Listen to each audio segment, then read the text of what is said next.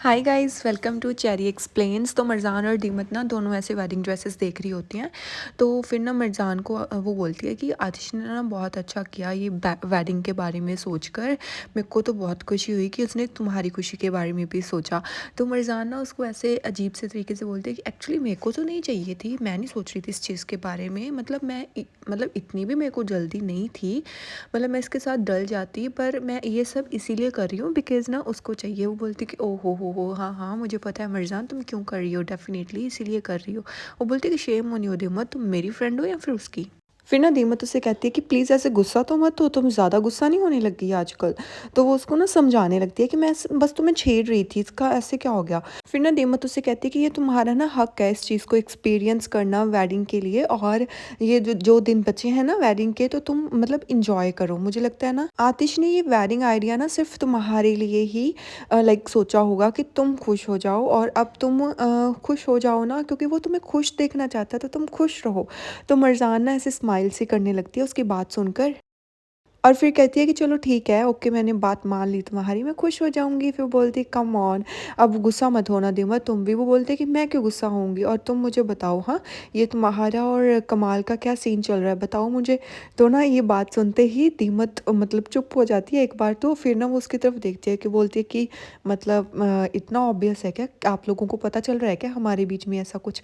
तो मरजान ना उसकी तरफ ना ऐसे टेढ़ा टेढ़ा सा देखने लग जाती है, और बोलती कि ऑफ कोर्स। वो बोलती कि ऐसा कुछ नहीं है अभी तक तो, और इस बताने को भी कुछ नहीं है बिकॉज़ हमारे बीच में ऐसा कुछ है ही नहीं।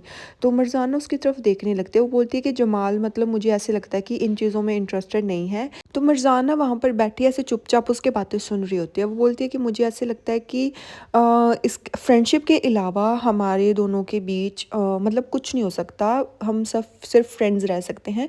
फ्रेंड्स के अलावा मुझे नहीं लगता हम सब कुछ दोनों कुछ बन सकते हैं।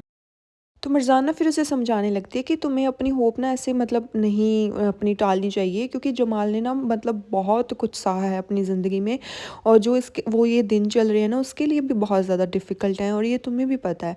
और शायद उसको थोड़ा टाइम चाहिए हो, तो तुम्हें थोड़ा सा ना टाइम मतलब उसको देना चाहिए। तो वो बोलती है कि चलो चलो अब चाय ठंडी हो जाएगी, दिमा चाय पी लो। तो वो बोलती है कि हाँ हाँ ओके। फिर वो दोनों ना ऐसे चाय पीने लग जाती हैं, और जो दीमत है ना वो उसकी तरफ देखने लगती है, मरजान की तरफ।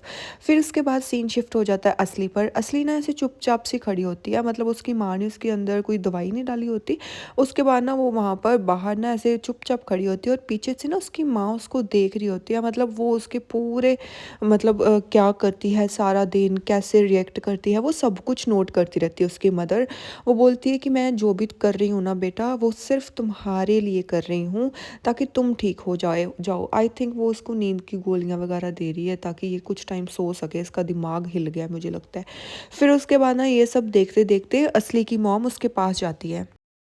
तो ना असली अपनी माँ को बताती है कि माँ मेरे साथ ना आज कुछ अजीब सा ही हो रहा है, मेरे को नहीं पता, और मेरे को कुछ समझ भी नहीं आ रहा। मेरे को ऐसे ना अजीब सा फील हो रहा है, मुझे ऐसे लग रहा है कि मैं ऐसे नींद में चल रही हूँ, और मेरे को कुछ भी समझ नहीं आ रहा कि मेरे साथ क्या हो रहा है। पता नहीं मुझे क्या हो गया। तो उसकी माँ बोलती है कि कोई बात नहीं बेटा, तुम अभी अभी वहाँ से आई हो ना, तो तुम्हें ऐसे थोड़ा सा अजीब सा फील हो रहा होगा, तुम जल्दी ठीक हो जाओगी, इस चीज़ के लिए तुम्हें बिल्कुल भी फ़िक्र करने की ज़रूरत नहीं है। फिर वो उसके हाथ पकड़ती है और उसके हाथों पे ना ऐसे किस कर लेती है, पर ना असली मतलब कोई भी एक्सप्रेशन शो नहीं करती। वो बहुत ज़्यादा अपसेट है। वो बोलती है कि माँ अब मेरे से ना और नहीं हो पा रहा है, मेरे को ना अजीब फ़ील हो रहा है, प्लीज़ मुझ मेरी हेल्प कीजिए प्लीज़। ये मेरे दिमाग के अंदर जो आवाज़ आ रही है ना बार बार, ये मुझे खा जाएगी, मुझे आतिश ही चाहिए। तो उसकी माँ ना फिर उसकी तरफ ऐसे देखने लगती है कि इस लड़की को हो क्या गया है। फिर उसकी माँ कहती है कि देखो बेटा, इन चीज़ों के बारे में मत सोचो, इतना मतलब तुम आगे बढ़ चुकी हो तो और थोड़ा आगे बढ़ने की कोशिश करो। अगर तुम इस तरीके से नहीं सोचोगी तो तुम पक्का ठीक हो जाओगी। देखो कई लोग ना ऐसे फिज़िकली थक जाते हैं, और कई लोग ऐसे मेंटली भी टायर्ड हो जाते हैं। तो तुम्हें इस चीज़ को ना मतलब ऐसे फ़िक्र नहीं करना चाहिए। अब तुम्हारे पास अपॉर्चुनिटी है कि तुम अपने दिमाग में से ना सब कुछ निकाल सको, ठीक है। अब तुम्हें सब कुछ निकालना है अपने दिमाग से, तुम्हें कुछ भी नहीं सोचना है। तो वो बोलती है कि ठीक है माँ, आई विल ट्राई। तो मतलब इससे ये है कि अभी वो गुस्सा नहीं कर रही, थोड़ी शांत स्वभाव सी हो गई है। मेरे को लगता है ये उस दवाई का असर है। फिर ना वो फाइनली अपनी मॉम से पूछती है कि मॉम आतिश कैसा है, क्या वो अभी भी मेरे से गुस्सा है क्या। तो उसकी मॉम ना उसकी तरफ देखती है और बोलती है कि हाँ, वो गुस्सा है, पर अब ना तुम्हें आतिश के बारे में ना भूल जाना चाहिए, तुम्हें सिर्फ़ अपने बारे में सोचना चाहिए।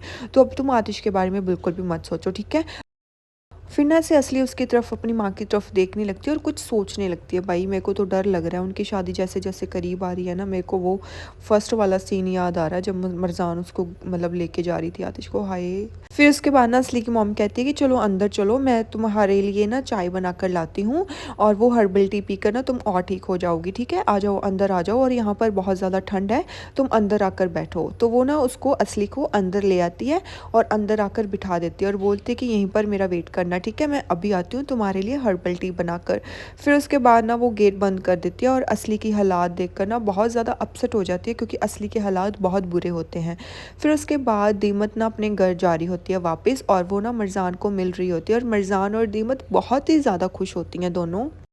फिर उसके बाद ना दीमत मरज़ान को बोलती है कि जब तुमने वेडिंग ड्रेस मतलब वाली सिचुएशन हैंडल कर ली और सेलेक्ट कर ली ना, तो मेरे को बताना मत भूलना, ठीक है ना? मेरे को ज़रूर बता देना कि कौन सी वेडिंग ड्रेस तुमने सेलेक्ट की है, क्योंकि मैं बहुत ज़्यादा एक्साइटेड हूँ तुम्हारे लिए कि तुम क्या पहनने वाली हो। तो मरज़ान भी ये सुन के ना बहुत ज़्यादा ऐसे हैप्पी सी हो जाती है, बोलती है कि हाँ हाँ श्योर, मैं तुम्हें बता दूँगी और मेरे को ना एक चूज़ करनी है एज़ सून एज़ पॉसिबल, तुम टेंशन मत लो, जब भी आतिश आएगा ना तो फिर मैं उससे बात करती हूँ और हम जाएँगे। बोलते हैं अगर वो नहीं जाएगा तो फिर मतलब ब्राइड तो पक्का वेडिंग ड्रेस से मतलब रह ही जाएगी वेडिंग में, और मैं नॉर्मल कपड़े पहन कर आ जाऊँगी। तो फिर ना दीमत उसको छेड़ने लगती है, वो बोलते हैं कि नहीं, वो पक्का तुम्हें ले ही जाएगा वो ब्लैक ड्रेस देखने के बाद, तो अब तो वो तुम्हें बिल्कुल भी मतलब उस ब्लैक ड्रेस में नहीं देखना चाहेगा। तो मरज़ान इतना सुनते ही ना स्माइल करने लगते हैं, वो बोलती है उसके बारे में तो बात ही मत करो दीमत, क्या कुछ कर रही थी उस टाइम में।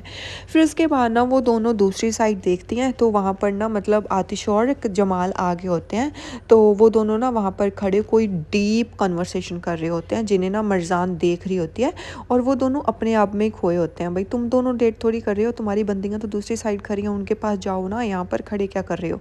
फिर उसके बाद ना मरज़ान ना दीमत से कहती है कि मेरे को नहीं पता कि इनकी क्या ही बात चल रही है, इतने खूब गए हैं अपनी बातों में कि हमारी तरफ देख ही नहीं रहे हैं। तो दीमत ना फिर उनकी तरफ ऐसे देखने से लगती है, वो बोलती है कि कोई बात नहीं, कुछ काम होगा और क्या बात होगी इन दोनों के बारे में, तुम ऐसे फ़िक्र मत किया करो, ठीक है ना? तो वो बोलती है कि हाँ ओके। फिर उसके बाद ना वो उनको देख लेते हैं दोनों, तो वो दोनों ना चलकर मतलब दीमत के पास और आतिश मिर्ज़ान के पास आ रहे होते हैं। तो फिर वो ना वो दीमत को बोलती है कि वो आ रहे हैं या वो दोनों आ रहे हैं, तो फिर वो दोनों अपने ऐसे बाल से ठीक करने लग जाती है। फिर जैसे ही वो दोनों आते हैं ना, तो दीमत दूर से ऐसे बोलती है कि हेलो, तो जमाल बोलता है कि हाय। तो वो दोनों जैसे ही पास आते हैं तो मतलब आतिश अपनी मरज़ान की तरफ देखने लगता है और जमाल अपनी दीमत की तरफ देखने लगता है, और यहीं पर ये एपिसोड एंड हो जाता है। I am so sorry guys, मेरे को पता है कि मैंने बहुत छोटा एपिसोड डाला है। एक्चुअली ना मैं आज उठी हूँ 9:30 पर और 9 बजे मुझे लाइक ऑफिस में पहुँचना होता है, अटेंडेंस लगानी होती है और मैं बहुत लेट हो गई थी। तो मेरे को से इतना ही हो पाया आज, आई एम सो सॉरी। अगली एपिसोड मैं थोड़ी देर बाद अपलोड करूँगी। अभी थोड़ा सा ऑफिस का काम कर लूँ क्योंकि बहुत डांट पड़ के हटी है मेरे को अभी। Okay bye bye. मैं मतलब आज के एपिसोड ना मैं जल्द से जल्द लाइक अपलोड करने की कोशिश करूँगी। Okay bye bye, take care.